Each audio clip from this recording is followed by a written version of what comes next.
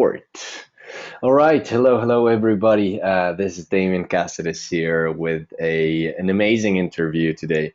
As I promised to you, I'm going to interview one of my most successful students here. Christopher Smith is on the other line, and on the other end of the line, and he just went from complete newbie of running some page likes when FB Ads Cracked started to right now. I'll let you yourself tell this to my peeps here, but you basically retired in a time frame of how much, Chris?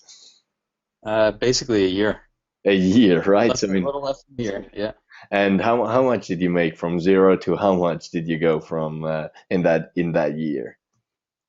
$530,000. So freaking crazy. This is Pretty nuts. sure it's Okay, so 30. so this is why I got Chris on this call today here because I want you guys to hear out what he has to say, how he went from zero to what he has done today. I wanted to just do this completely just pure value. There is nothing for sale here. I just wanted to offer some amazing value from the mouth of Chris himself. So I want him to tell you guys how he went from zero to what he has done now, how he went to retire from his amazing. You had an amazing job, right? You were in a veterinarian. That's pretty high Yeah. paid as well, right? So it's not that you were struggling there, but you had some other dreams. So tell me a little bit about yourself, and then we're gonna go right into what were the core things you changed that broke you through, and let's give some amazing tips and lessons here to everybody. All right. Sounds great. Thanks, Damien. Mhm. So, yeah, I've been a veterinarian my whole career.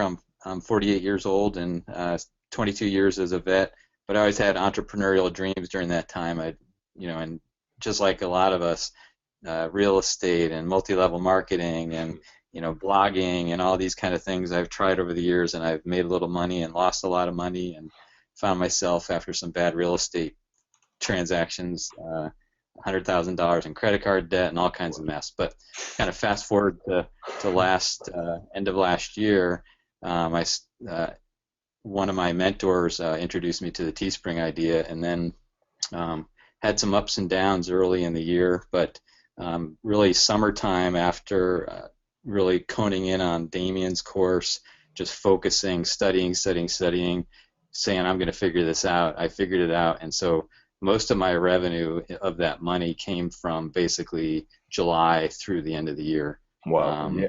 Yeah, because so really in the beginning when you were in that group, you were asking many questions, you were interested, you were really highly motivated.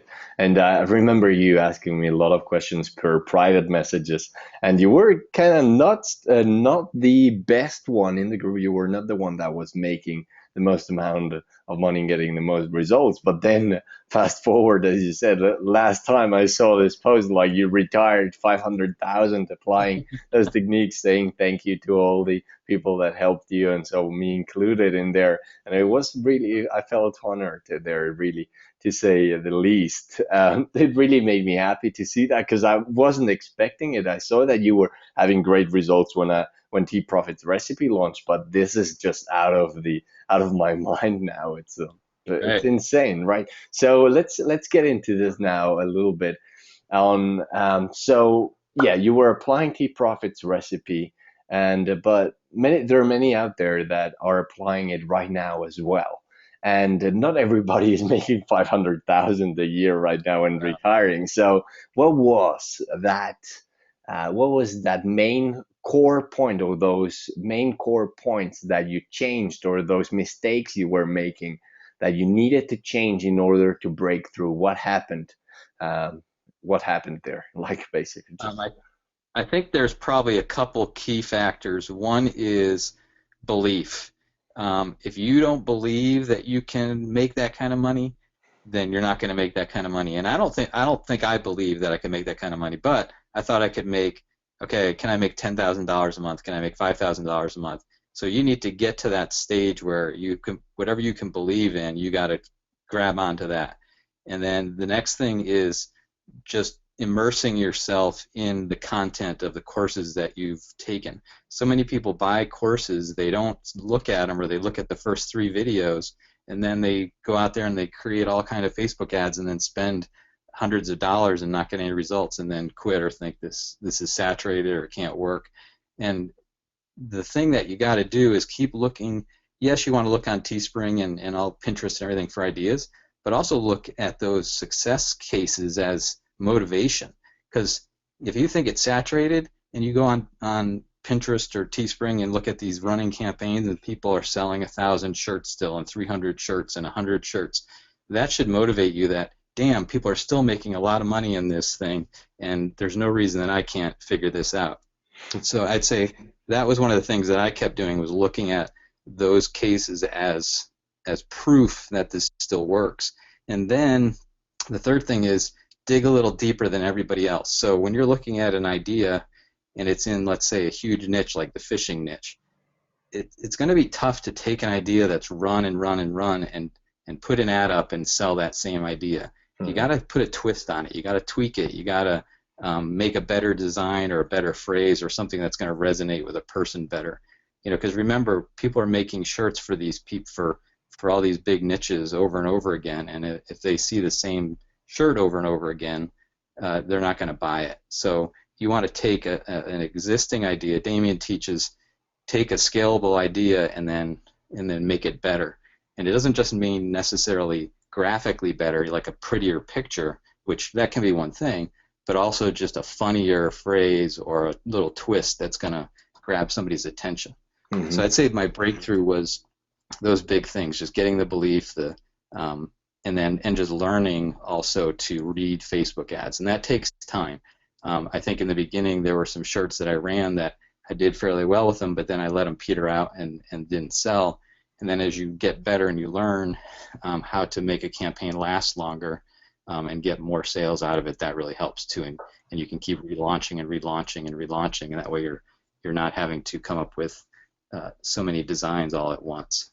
Yeah. So one of the things, back to sorry for the interruption. Just back to the thing of the belief that you said. First of all, many people out there, they fail a little bit, and then they just make an excuse of an excuse of why they failed and why others are succeeding, and they make that separation that actually becomes a roadblock. It becomes a block in your mind, in your ability to achieve whatever you wanted. So first of all, that when you see something is happening, there are results happening, it means you can too. It doesn't mean that person made it because they have that and they have that. It just proves that it is possible. So make sure that what Chris said here is the foundation of everything you want to do in your life, everything you want to do in business starts with the belief and that focus, that goal that you want to achieve, and then that belief that you are going to make it happen, and you work towards that, and you have that determination to go through the steps, to make the mistakes and apply it again, and don't lose that faith. As Chris said, you go through the course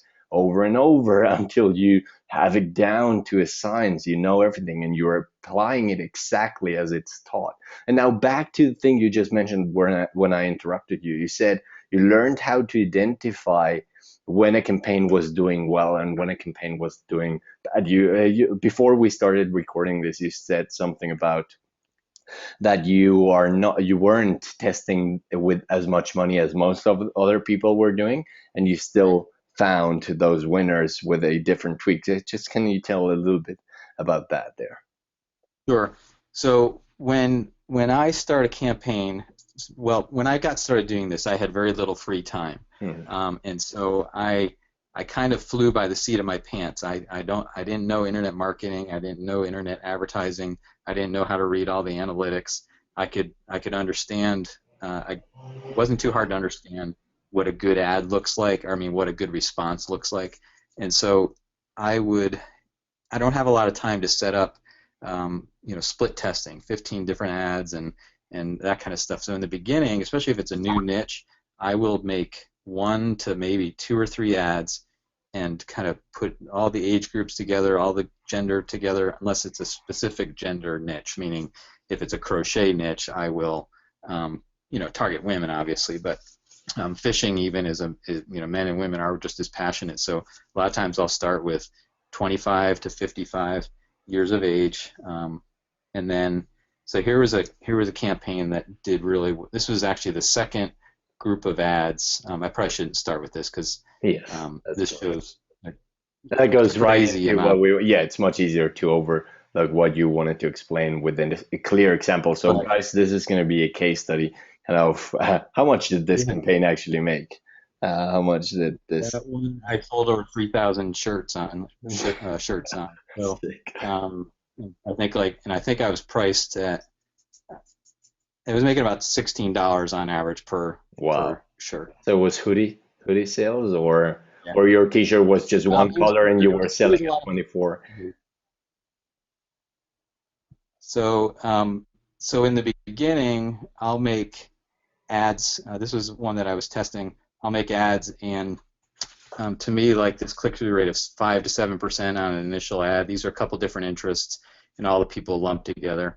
That's not good enough. That's not generating enough interest that I would even bother. Well, I shouldn't say that. That I'm not going to spend a lot of money on this. You can see I've spent $5.68, but I'm going to make a judgment that right now my targeting is bad or my design is bad, and then I'll Mhm. go up into reports and I will then I'll let Facebook tell me what is working better. I feel like I don't need to split all that stuff out in the beginning. Mhm. If a campaign is successful, if it's starting to sell, then I'll start split testing out. But I'll let Facebook tell me for the most part what's working. So I can look at newsfeed and desktop and compare the click-through rate. And again, there's probably not enough data to make big judgments on this here, but of desktop appears to be better than mobile on this one, but there's probably not a. I'd probably need to spend another $5 or $10. But then I'll go to age and gender, and I'll look at the click-through rate, and I'll only use the click-through rate initially until I get some sales. Once I get sales, then I let the sales tell me everything. But this is a way that I can go through really quickly. I can take customized columns and just click on website conversions, click that, and if this one doesn't have any sales, but Mhm. um, then I can just zoom over here and it'll tell me my cost per website conversion, So and I can look question at my demographic. A question that I get a lot, and I think you can answer that. I've answered that already, but let's just repeat it. How much do you specifically spend? Because we do it with $20, as you just said, open, broad, with that specific demographic that you look into with the audience insights. You narrow it down a little bit, but you still leave it kind of wide open, and then let Facebook tell you what demographics are converting. You're not segmenting right away from the beginning, right? Are you? Correct. I am not, no. Exactly. So you I, first I do the tried it. work after it's worth to do the work, right? Like once you know it's gonna give you back something. Uh, I mean, because even at my level of gross income, I still am only. I'll go through waves. Sometimes 5 out of 10 shirts or 6 out of 10 shirts I run will hit, and then there's other times like I just launched 10 campaigns and only one of them is hitting big. Um, so I'm not gonna. So those nine, if I had to split test all nine of those, now could Whoa. I find maybe one or two where maybe if I split tested, maybe I could get it to go, maybe. But I want to spend my time on the winners. I think that also too many people milk a so-so campaign when they could use their time more productively, really focusing on a campaign that might grow bigger.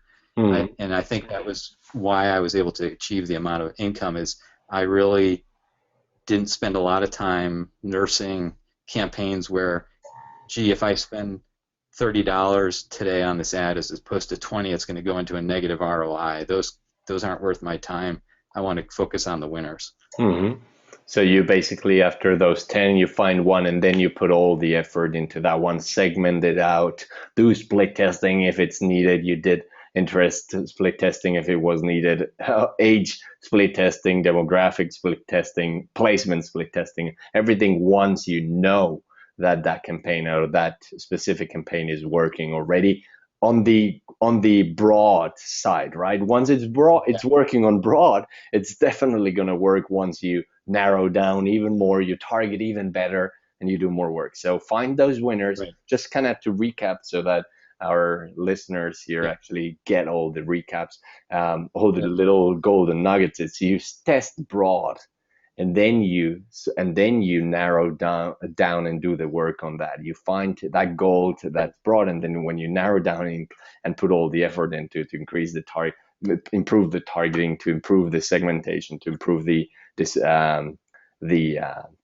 to find the right demographic and right audience that is converting, then you're going to increase your ROI Right. tremendously. All right.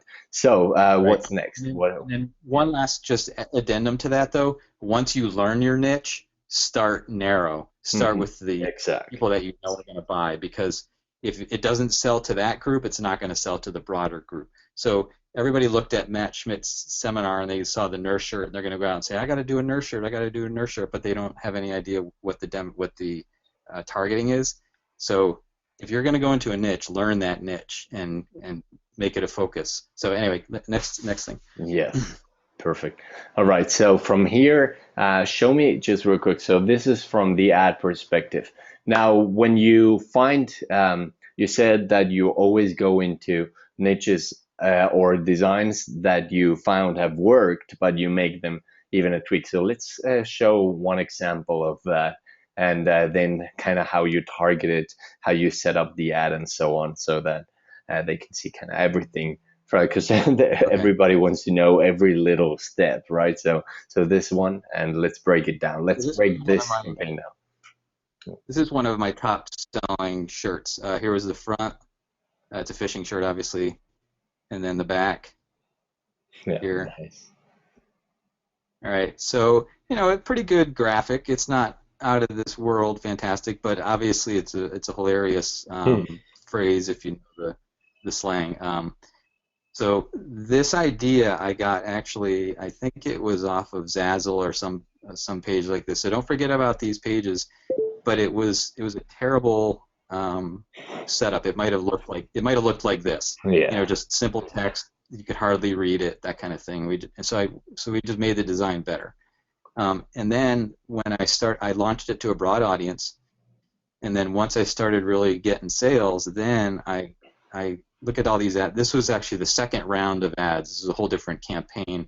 The first round had more ads than this. Hmm. So just for an example, this targeted American Bass Association, this targeted Bass Angler Magazine, and the lure company. So even within these ads, I was lumping some of the interests together. Uh-huh. Um, but you can see, so this was, quite a few, because these were small fishing companies, so Z-Man Hmm. Fishing Products, Bass Angler Magazine, etc. But that was a broad range. That was 20 to 65, because I had found out earlier on that this shirt was appealing to pretty much the whole age range. Hmm. So I Um, can see that you're kind of testing interests one by one, or like lumping them together if they're too small, yeah, or depending from on the same size. category, kind of, right? Um, Exactly. Yeah. So Then I that just in the beginning, when you were running broad, for example, and this is something I've been asked many times as well, is do you put all the best audiences together and then you split them out, as you just said, kind of? um, You put them all into one group and one ad because I, you start I'd testing say it broad, right? depends. Like all together. Yeah, I'd say it depends on the size of the interest. So some of these only had 10,000 or 5,000 people. So if it's a smaller interest group, but I think it's really targeted, I like to lump them together into maybe a group of at least 50,000 people. If it's an interest that has, above 50,000 or 100,000 people, then I run that by itself. Mm-hmm. Nice. Okay, Um, so but before you actually started really separating all of these into different assets, which each of them a specific group of oh, I interests see. and so on, that first ad you run to find this winner was kind of with a few interests all lumped together, It and then was, yeah, a few interests lumped together. Yep. okay, so just as you said in the beginning, so you start broad, then you kind of segment it down and you narrow down. But then once you found now that you find the interests that are winners, you're going to be using them in your fishing, all other fishing designs again over and Exactly. over. Okay, so good recap. Correct. And now next one. So we saw the ad, we saw the t-shirt campaign there. You guys have seen the ad copy as well. Uh, you've seen how he does the you've seen how he does. He starts testing again, just to recap this so it sticks in your minds again, because this is important. As he said, you need to go over that content over and over again. So watch this video again. There is a lot of golden nuggets in here. If you have anything else, Chris, to say, yeah, just one. I have a good question here that I found. When you go on Sazzle, or other platforms where you go for to find inspiration, what are the key factors you're looking at in order to find a winner or a possible t-shirt to test out? What is the feeling? What are you looking after?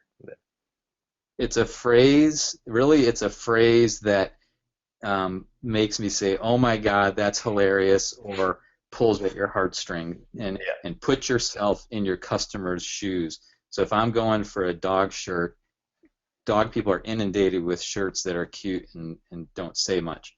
If you can find something that pulls at a customer's heartstrings or makes them really laugh, then that's what you want to look for. So find So emotion, right? Like when it pulls yeah, emotion out of emotion. them, right? Hmm. Yep. So you look through some of this stuff, and I'd rather be fishing. Is that gonna catch somebody's attention as they're scrolling through their Facebook news feed? No. No. And keep that in mind. That this method of shopping is they're not at a store looking at cool designs. They're scrolling through their news feed, and it's got to jump out at them and grab them and make them click. Hmm. So So yeah, if you were a store, if you were a website with a ton of designs just like Sazzle, it doesn't really matter. You can have everything in there. People will choose the ones they like the most. But if you are about to get a person that his attention is completely focused on socializing, completely focused on wasting time on Facebook, right?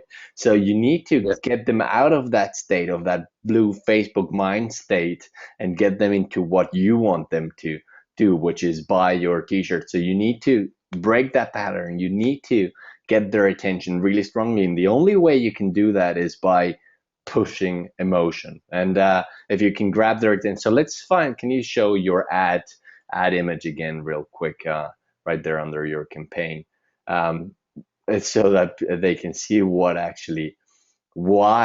he's using, look what colors he's using right now in the ad, if you didn't catch this earlier. But right here, look at that. It's red, strong red.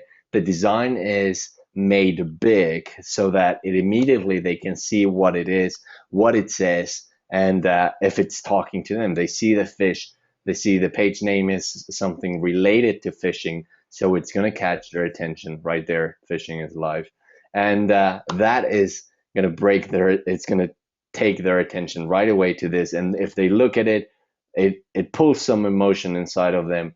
The call to action is very strong. Get yours here, boom, and they go right there and they make their impulse decision to buy. It's an impulse buy.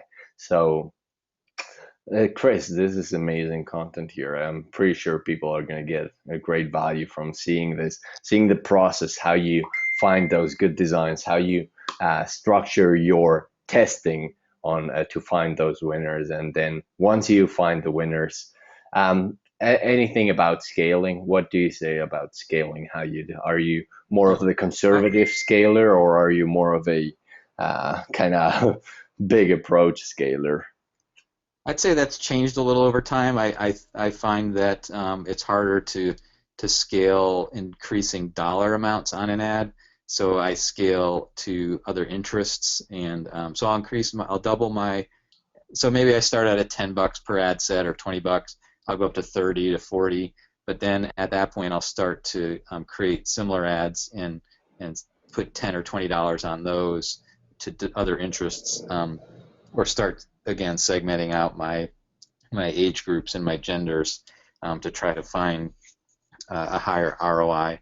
Um, so I'd say that's how I do it now, and Instead I of get more scaling up, consistent. going nuts, and going Yeah, like starting to spend a lot of money into one campaign, which many of us have seen that actually starts dropping your ROI. It starts making right. your campaign go into negative, and many times into, yeah, it's very positive ROI. Then it goes into break even and suddenly into negative. So, and that's when you scale too big. So. definitely a good approach to start scaling out into different ads within that same ad set, or specific different ad sets with different targeting to the same kind of overall market audience that you're going after.